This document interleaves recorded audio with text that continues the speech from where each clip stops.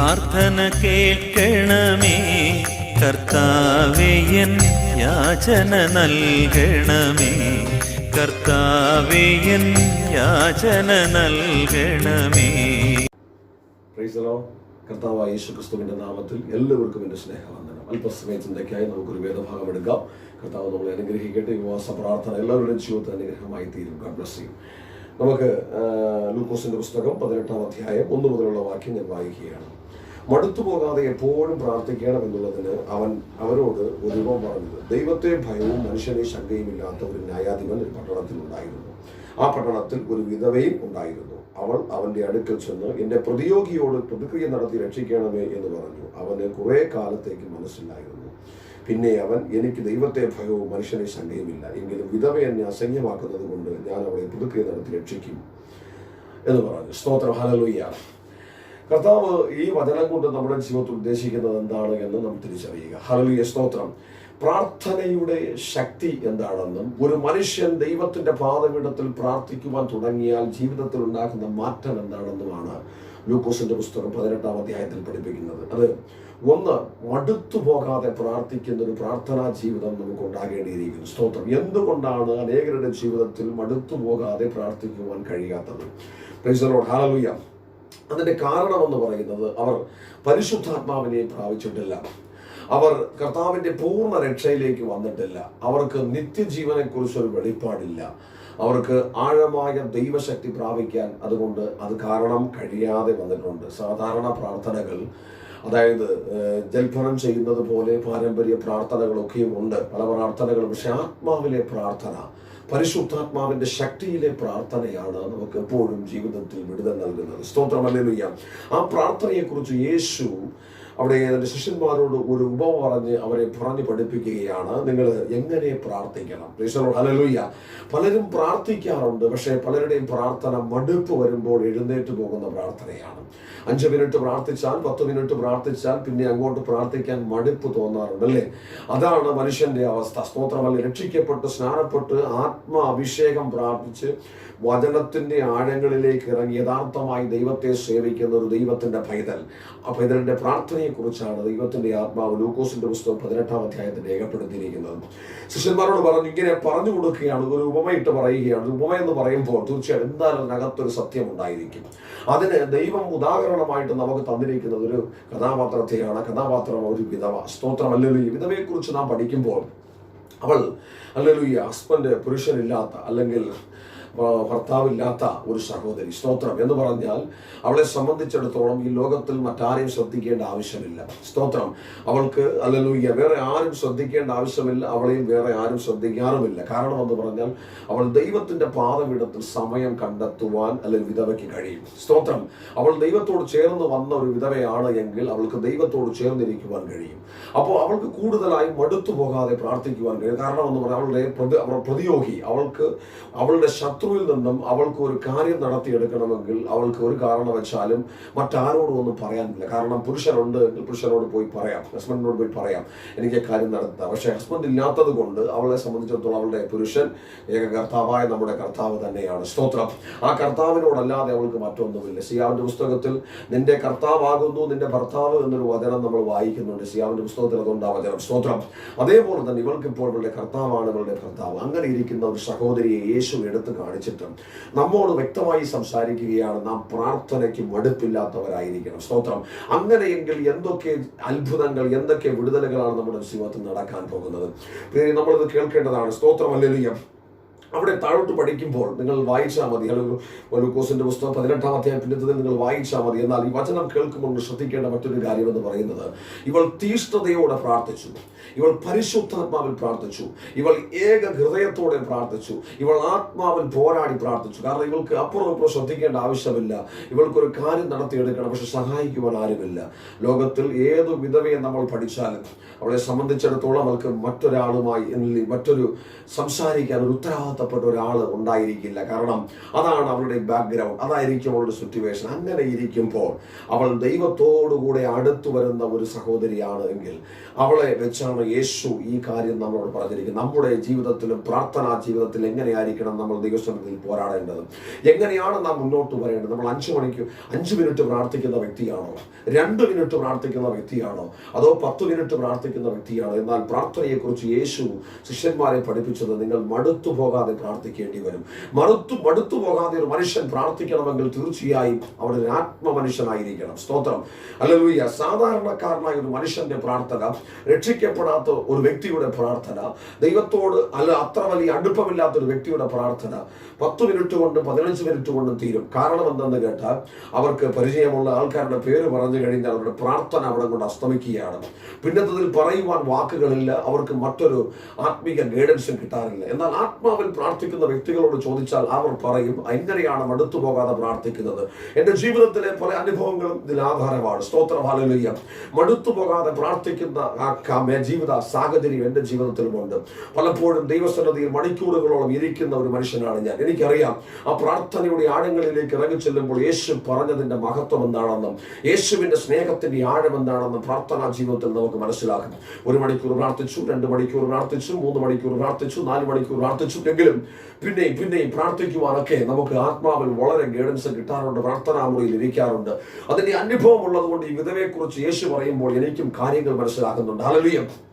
അതുകൊണ്ട് പ്രിയരെ, നാം രക്ഷിക്കപ്പെട്ടാൽ മാത്രം പോരാ, നാം അഭിഷേകം പ്രാപിച്ചാൽ മാത്രം പോരാ, നാം ദൈവത്തോടു കൂടെ കൂടുതൽ അടുക്കുമ്പോൾ നമ്മുടെ പ്രാർത്ഥനാ ജീവിതം എങ്ങനെ ഉള്ളതാണ് എന്ന് നോക്കണം. അത് മാത്രമല്ല, നമ്മുടെ എതിരാളി ശക്തനാണ്, ഹല്ലേലൂയ. അവൻ ചതിക്കുന്നവനാണ്. അവൻ എപ്പോഴും നമ്മുടെ എതിരാളിയെ നമ്മളെ എപ്പോൾ ചതിക്കാം, നമ്മളെ എപ്പോൾ വീഴ്ത്താമെന്ന് നോക്കി ആ പിശാച് അലർന്ന സിംഹമെന്ന പോലെ അവനിങ്ങനെ ഊടാടി നടക്കുമ്പോൾ പ്രിയരെ, ഈ കാലഘട്ടത്തിൽ നമുക്ക് ആവശ്യം പ്രാർത്ഥനയാണ്.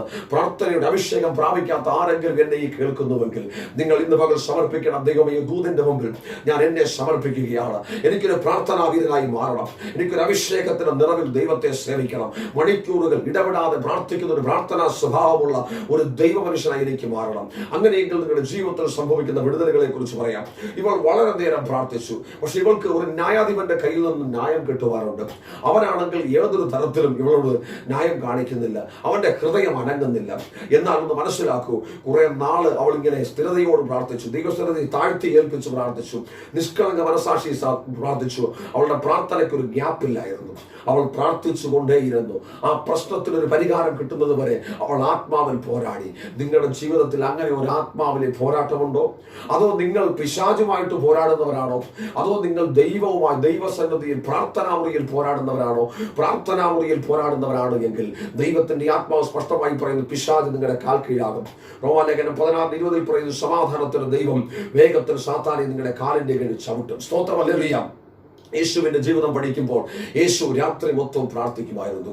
രാത്രി മൊത്തം പ്രാർത്ഥിച്ചിട്ടാണ് യേശു പകല് അത്ഭുതങ്ങളെ ചെയ്യുന്നത്, അടയാളങ്ങളെ ചെയ്യുന്നത്, വിവിധ വീര്യപ്രവൃത്തികളെ യേശു ക്രിസ്തു ആരംഭിക്കുന്നത്.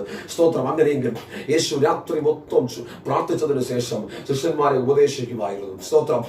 ജനം അപ്പത്തിന് വേണ്ടി യേശുവിന്റെ അടുക്കൽ വരുമ്പോൾ, ജനം അത്ഭുതത്തിന് വേണ്ടി യേശുവിന്റെ അടുക്കൽ വരുമ്പോൾ യേശു കൃത്യമായി പിതാവിന്റെ രാജ്യത്തെ കുറിച്ച് പറയുമായിരുന്നു, നിത്യതയെ കുറിച്ച് യേശു പഠിപ്പിക്കുമായിരുന്നു. പ്രാർത്ഥനയുടെ അഭിഷേകം എപ്പോഴും ആ വെളിപ്പാട് ഒരു മനുഷ്യനെ തിരിക്കുന്നതാണ്. Praise the Lord, hallelujah.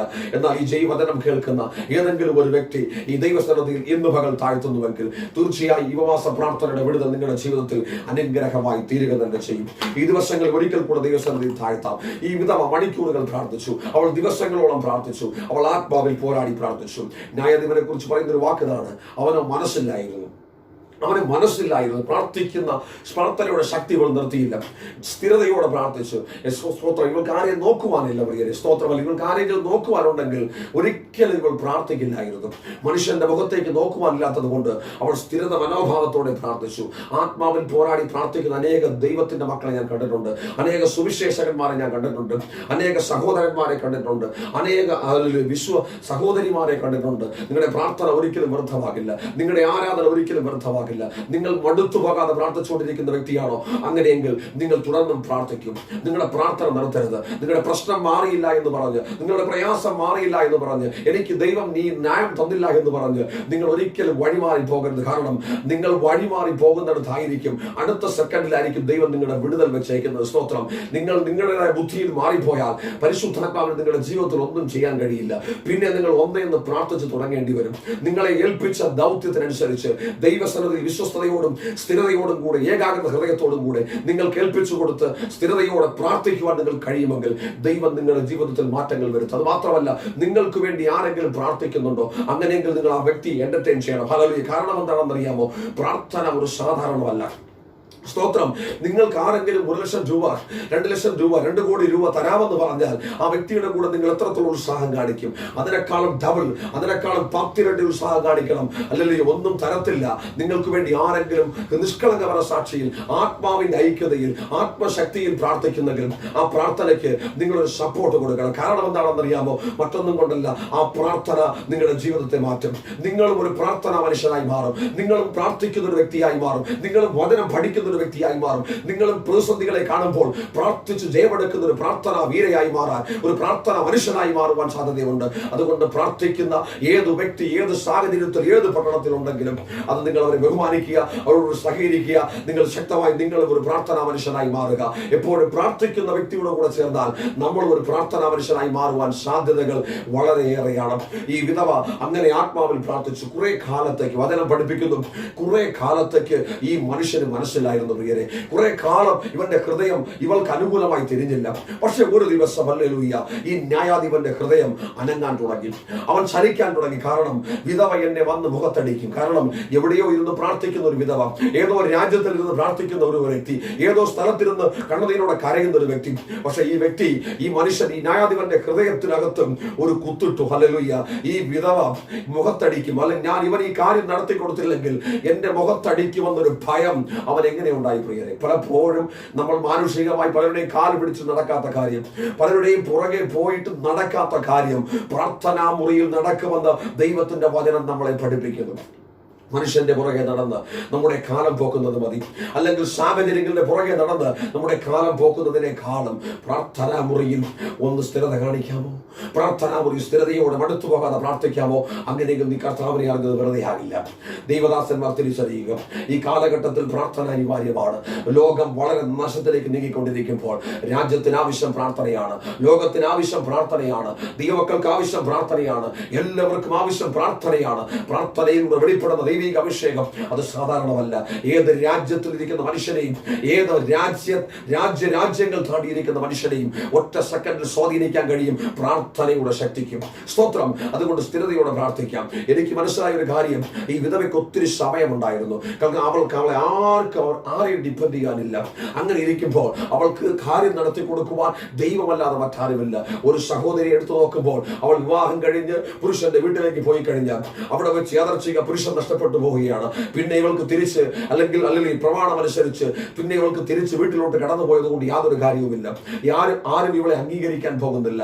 ചിലപ്പോൾ ഒരുപക്ഷെ മറ്റൊരു വിവാഹം കഴിക്കാം, ചിലപ്പോൾ ഒരുപക്ഷെ ഹല്ലേലൂയ ഇവൾ ഒറ്റപ്പെട്ട് ജീവിക്കേണ്ടി വരും. അങ്ങനെ ഒരു വിധവ, എല്ലാം നഷ്ടപ്പെട്ട് ഹസ്ബൻഡ് മരിച്ചും ഒറ്റപ്പെട്ട അവസ്ഥയിൽ ജീവിക്കുന്ന ഒരു വിധവ, അവളെ കുറിച്ച് യേശു സ്പഷ്ടമായി മനസ്സിലാക്കി ഇവൾക്ക് പ്രാർത്ഥിക്കാൻ കഴിയും. ഇവൾ ആത്മാവിലായാൽ ഇവൾ എഴുന്നേറ്റ് പുറത്തു വരും. ഇവളുടെ പ്രാർത്ഥനയ്ക്ക് ശക്തിയുണ്ട്. അപ്പോൾ അങ്ങനെ ആ എക്സാമ്പിൾ എടുത്തിട്ട് ശിഷ്യന്മാരെ കാണിച്ചു. സ്തോത്രമല്ല. അങ്ങനെയാണെങ്കിൽ ഈ കാലഘട്ടത്തിൽ പ്രാർത്ഥിക്കുവാനുള്ള സമയമില്ല, എനിക്ക് സമയമില്ല എന്ന് പറയുന്ന സഹോദര സഹോദരി, നീ തിരിച്ചറി, നിനക്ക് സമയമുണ്ട്. സ്തോത്രം.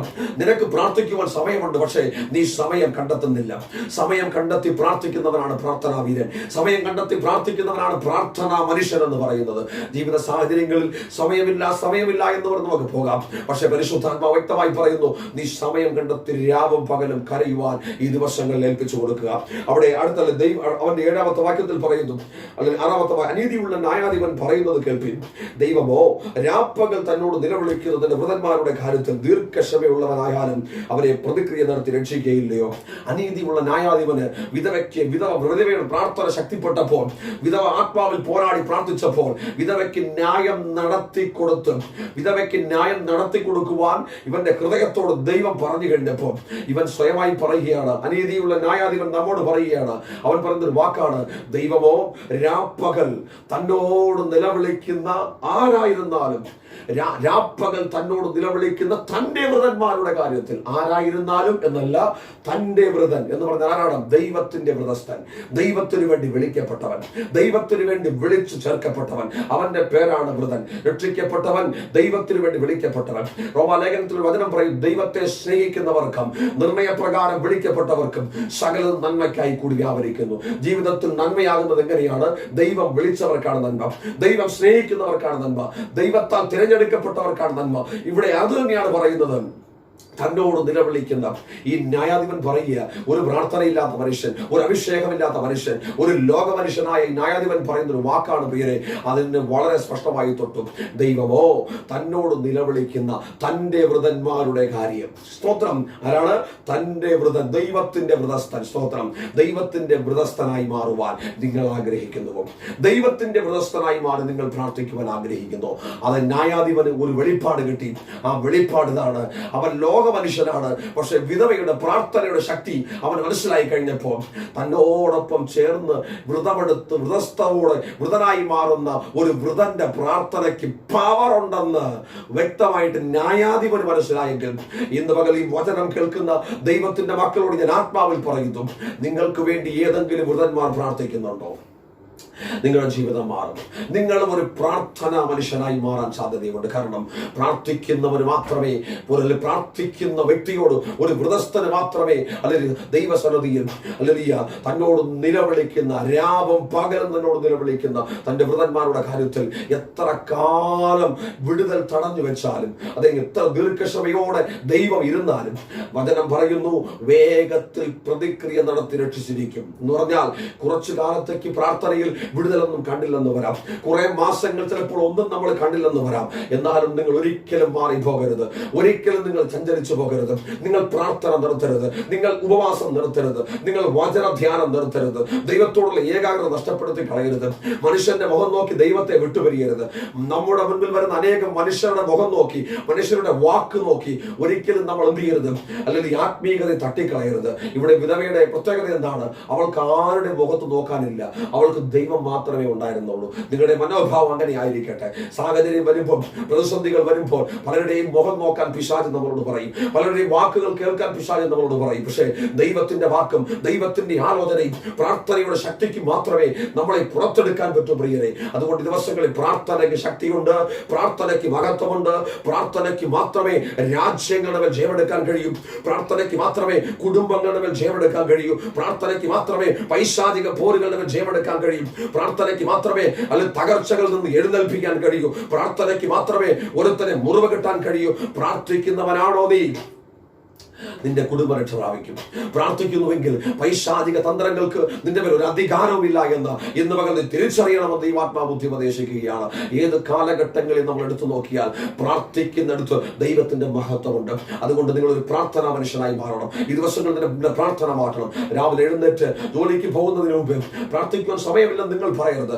സമയം കണ്ടെത്തുവാൻ നീ തയ്യാറായി കഴിഞ്ഞാൽ, നീ ഉറങ്ങുന്നത് ഒരല്പം നേരത്തെ ഉറങ്ങിയിട്ട്, ഹല്ലേലൂയ, രാവിലെ എഴുന്നേൽക്കുന്നത് ഒരല്പം നേരത്തെ എഴുന്നേറ്റാൽ നിനക്ക് 1 മണിക്കൂർ പ്രാർത്ഥിക്കാൻ കഴിയും, നിനക്ക് 1/2 മണിക്കൂർ പ്രാർത്ഥിക്കാൻ കഴിയും, നിനക്ക് 2 മണിക്കൂർ പ്രാർത്ഥിക്കാൻ കഴിയും, നിനക്ക് അഭിഷേകം പ്രാപിക്കാൻ കഴിയും, നിനക്ക് ആത്മാവിൽ ദൈവത്തെ ദിവസത്തിൽ എത്തിപ്പെടാൻ കഴിയും, ആത്മാവിൽ ദൈവത്തോട് അടുക്കാൻ കഴിയും. അതുകൊണ്ട് ദിവസങ്ങളിൽ സമയമില്ല എന്ന് മാത്രം പ്രിയരെ പറയാതെ ദൈവത്തിന്റെ പാദപീഠത്തിൽ ഏൽപ്പിച്ചു കൊടുക്കും.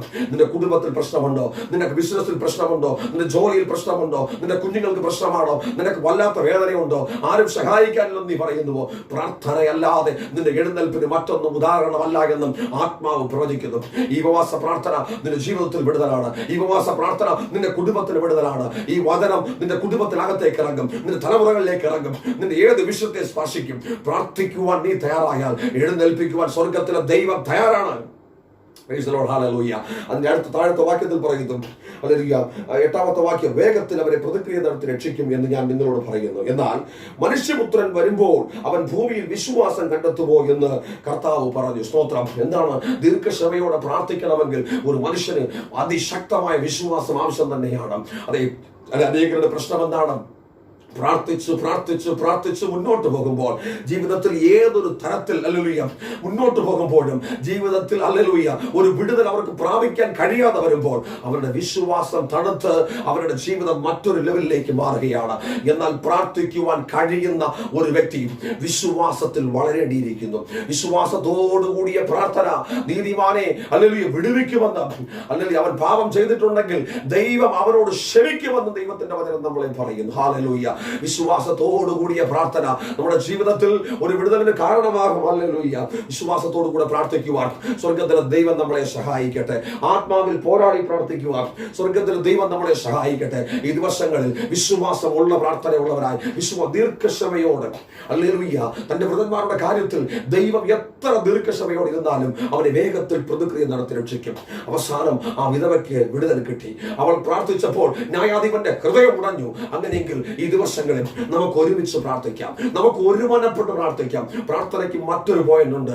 ഒരു മനസ്സോടെ പ്രാർത്ഥിക്കാൻ തയ്യാറായി കഴിഞ്ഞാൽ, രണ്ടുപേർ ഐക്യമത്യപ്പെട്ട് പ്രാർത്ഥിക്കാൻ തയ്യാറായി കഴിഞ്ഞാൽ സ്വർഗത്തിലെ ദൈവം ഇറങ്ങി വരും. ഹല്ലേലൂയ. അതുകൊണ്ട് ഈ ദിവസങ്ങളിൽ ദൈവത്തോട് കൂടുതൽ അടുക്കുവാൻ, വചനത്തോട് കൂടുതൽ അടുക്കുവാൻ, ആത്മാവിൽ കൂടുതൽ അടുക്കുവാൻ ഈ ദിവസങ്ങളിൽ നമുക്ക് കഴിയട്ടെ. കാലം അതിന്റെ അന്ത്യത്തിലേക്ക് പോയിക്കൊണ്ടിരിക്കുന്നു. ഈ ദിവസങ്ങളിൽ ആത്മീക ജീവിതത്തിൽ ഒരു പുതിയ ഉണർവ് സമ്പാദിച്ചുകൊണ്ട് നമുക്ക് ഒരുമിച്ച് മുന്നേറാൻ കഴിയുക. പ്രിയരെ, ആത്മീയത ഇല്ലാതെ വന്നാൽ പിശാച് നമ്മളെ ചവിട്ടി തകർക്കും. ഹല്ലേലൂയ. അവന്റെ തന്ത്രം എന്താണെന്ന് അറിയാമോ? ഏത് സമയത്തും നിന്റെ കുടുംബത്തെ, നിന്റെ തലമുറകളെ, നന്നായിരിക്കുന്ന കുടുംബങ്ങളെ, ഒരു മോശത്തരവില്ലായിരിക്കുന്ന കുടുംബങ്ങളെ, എല്ലാം നന്നായി പോകുന്ന കുടുംബങ്ങളെ എങ്ങനെ പേപ്പർ കഷ്ണം കീറുന്നത് പോലെ കീറിക്കളയാമെന്ന് പറഞ്ഞ് അവൻ ഭൂമിയിൽ ഊടാടി നടക്കുന്നുണ്ട്. അവന്റെ തന്ത്രങ്ങളെ തിരിച്ചറിയണമെങ്കിൽ നാം പ്രാർത്ഥിച്ചേ മതിയാകും. പ്രിയരെ, നാം പ്രാർത്ഥിക്കാതിരുന്നാൽ നമ്മുടെ വീട്ടിന്റെ സംരക്ഷണം ആർക്കും? ഹല്ലേലൂയ. നാം പ്രാർത്ഥിച്ചാൽ മാത്രമേ ദൈവം നമ്മുടെ ഇടയനായി പ്രവർത്തികൾക്ക് എഴുന്നേറ്റ് വരികയുള്ളൂ. പ്രാർത്ഥിക്കാതിരുന്നാൽ ശത്രു നമ്മളെ അപകരിച്ചു കൊണ്ടുപോകും. അതുകൊണ്ട് ഈ ദിവസങ്ങളിൽ ഉണർന്ന് പ്രാർത്ഥിക്കാം. ഈ മെസ്സേജ് കേൾക്കുമ്പോൾ ഒരു തീരുമാനമെടുക്കാം. കർത്താവേ, ഞാൻ രാവിലെയും വൈകുന്നേരവും ഉച്ചയ്ക്കും ദൈവത്തിന്റെ പാദപീഠത്തിൽ ഞാൻ സങ്കടം ബോധിപ്പിച്ച് കരയുവാൻ തക്കവണ്ണം ഈ ദിവസങ്ങളിൽ തീരുമാനിക്കുന്നു. ഒരു വ്യക്തിയെങ്കിലും ഇതിന് സമർപ്പിക്കുവാൻ, ഒരു വ്യക്തി ഈ മെസ്സേജ് അല്ലെങ്കിൽ കഷ്ടപ്പെട്ട് മെസ്സേജ് അയക്കുമ്പോൾ ഒരു വ്യക്തിയെങ്കിലും ഇതിനൊരു തീരുമാനമെടുക്കുന്നുവെങ്കിൽ ഈ മെസ്സേജ് കൊണ്ട് തീർച്ചയായും ഞാൻ വിശ്വസിക്കുന്നു ആ വ്യക്തിയുടെ കുടുംബം രക്ഷപ്പെടും. അത് സ്വർഗം സന്തോഷിക്കും. ആ സ്വർഗം സന്തോഷിക്കുന്നതായി മാറും നമ്മുടെ ജീവിതത്തിൽ. തുടക്കത്തിൽ നമുക്കൊന്നും അറിയില്ല. പ്രാർത്ഥന തുടങ്ങുമ്പോൾ ഒന്നും കാണാൻ കഴിയില്ല.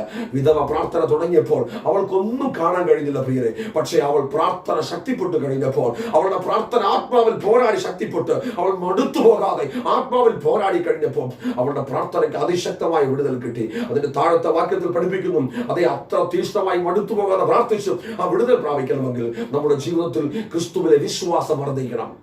അതെ, ഇബ്രാഹിം ലേഖനത്തിൽ അദ്ദേഹത്തിൽ പറയുന്ന വിശ്വാസം എന്നതോ ആശിക്കുന്നതിന്റെ ഉറപ്പും കാണാത്ത കാര്യങ്ങളുടെ നിശ്ചയമാകുന്നു. അവൾ പ്രാർത്ഥിച്ചു തുടങ്ങിയപ്പോൾ അവളുടെ വിടുതൽ അവൾ ആത്മാവിൽ കണ്ടിരുന്നു. കാണാതെ അവൾ എന്ത് ചെയ്തു? വിശ്വാസത്താൽ വിശ്വസിച്ച് അവൾ ആത്മാവിൽ പോരാടിയപ്പോൾ അവളുടെ പ്രാർത്ഥനയ്ക്ക് സഹിഷ്ണുതയുണ്ടായിരുന്നു. അവൾ സമയം സ്പെൻഡ് ചെയ്തു.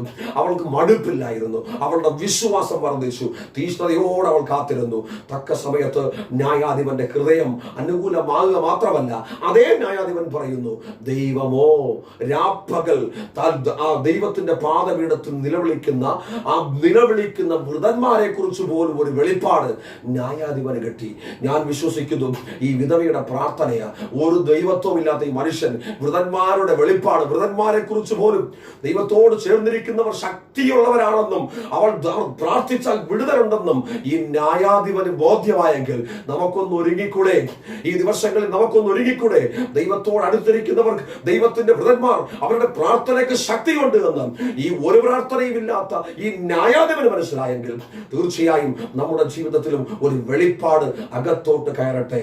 ഈ ദിവസങ്ങൾ ഏൽപ്പിച്ചു കൊടുക്കാം. ദൈവം നിങ്ങളെ അനുഗ്രഹിക്കട്ടെ. ഒരു നിമിഷം ഇരിക്കുന്നിടത്ത് എല്ലാവരും കണ്ണുകളെ മൂടുക. ഞാൻ നിങ്ങൾക്ക് വേണ്ടി പ്രാർത്ഥിക്കുവാൻ പോവുകയാണ്. കർത്താവേ, സ്തോത്രം. ഈ ഉപവാസ പ്രാർത്ഥനയുടെ ദിവസങ്ങൾക്കായി സ്തോത്രം. യേശു ക്രിസ്തുവിന്റെ നാമത്തിൽ ഈ ജനത്തിനെ ഞാൻ പ്രാർത്ഥിക്കുന്നു കർത്താവേ. ഈ വചനം ഇവർ കേട്ടുകൊണ്ടിരിക്കുമ്പോൾ തന്നെ ഉയർപ്പിന്റെ ശക്തി ഇവരുടെ കുടുംബങ്ങളിൽ വ്യാപരിക്കട്ടെ. സകല പോരുകളും അടിയട്ടെ. പ്രാർത്ഥിച്ചുകൊണ്ടിരിക്കുക. നിന്റെ കുടുംബത്തിന് വേണ്ടി നീ പ്രാർത്ഥിക്കുക. നീ എഴുന്നേറ്റ് പ്രാർത്ഥിക്കുക. നീ എഴുന്നേറ്റ് ആത്മാവിൽ പ്രാർത്ഥിക്കുക. മടുത്തുപോകാതെ പ്രാർത്ഥിക്കുക. ശക്തിയോടെ പ്രാർത്ഥിക്കുക. വിശ്വാസത്തോട് പ്രാർത്ഥിക്കുക. നീതിമാന്റെ പ്രാർത്ഥനയ്ക്ക് ഏറെ പ്രതിഫലമുണ്ട്. നീ ദൈവത്തോട് അടുക്കാൻ ശ്രമിക്കുക. വചനം പഠിക്കുക. നീ ആത്മാവിൽ പോരാടുക. അഭിഷേകം പ്രാപിക്കാൻ വേണ്ടി പ്രാർത്ഥിക്കുക. നീ കണ്ണുനീരോടെ നിലവിളിക്കുക. ഈ പ്രതിസന്ധികൾ അതിജീവിക്കുവാൻ, ഈ പ്രശ്നങ്ങളെ അതിജീവിക്കുവാൻ, നീ ഒരു ആത്മീയനായി മാറുവാൻ പ്രാർത്ഥന ജീവിതത്തിൽ ഇമ്പോർട്ടന്റ് ആണ്. യേശുവിന്റെ നാമത്തിൽ അനുഗ്രഹിച്ച് പ്രാർത്ഥിക്കുന്നു. സകല ഭോരികളെ അഴിക്കുന്നു. ഇവരെ ചുറ്റി നിൽക്കുന്ന, ഇവരുടെ കുടുംബത്തെ ചുറ്റി നിൽക്കുന്ന, ഇവരുടെ ഉപജീവന മാർഗത്തെ ചുറ്റി നിൽക്കുന്ന, ഇവരുടെ ബിസിനസ്സിന് വിരോധമായി നിൽക്കുന്ന, ഇവരുടെ ജോലിക്ക് വിരോധമായി നിൽക്കുന്ന, ഇവരുടെ തലമുറകൾക്ക് വിരോധമായി നിൽക്കുന്ന, ഇവരുടെ തന്നെ കുടുംബ ജീവിതത്തിന് വിരോധമായി നിൽക്കുന്ന സകല പൈശാചിക ഭോരികളും യേശു ക്രിസ്തുവിന്റെ നാമത്തിൽ ഞാൻ ഇപ്പോൾ ശാസിച്ചു പുറത്താക്കുന്നു. ഈ സമയം മുതൽ തന്നെ ഒരത്ഭുതം സംഭവിക്കട്ടെ. ഒരത്ഭുതം സംഭവിച്ചതിനായി സ്തോത്രം ചെയ്യുന്നു. കർത്താവിനെ അനുഗ്രഹിച്ചതിനായി യേശു ക്രിസ്തുവിന്റെ നാമത്തിൽ പ്രാർത്ഥന കേട്ടതിനായി സ്തോത്രം. ഹല്ലേലൂയ. അത്ഭുതത്തിന്റെ കരം വീണതിനായി സ്തോത്രം. യേശു ക്രിസ്തുവിന്റെ നാമത്തിൽ തന്നെ ആമേൻ. ഈ വചനങ്ങളാൽ കർത്താവ് നമ്മെ ഏവരെയും ധാരാളമായി അനുഗ്രഹിക്കട്ടെ. God bless you.